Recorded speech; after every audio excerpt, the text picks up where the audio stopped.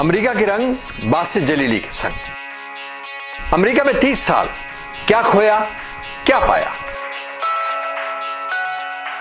Colorado की बर्फपोश चट्टानों पे स्की करते हुए मनाजिर हों या फिर न्यूयॉर्क की पुररौनक और मसरूफ जिंदगी, सताए आप पे तैरते हुए जहाज हों या बुलंद बाला इमारतें जो इंसानी अजमत का मुंह बोलता सबूत भी है।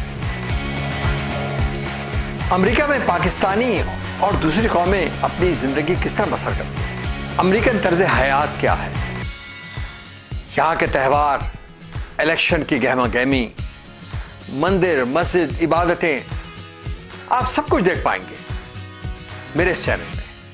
सब्सक्राइब कीजिए।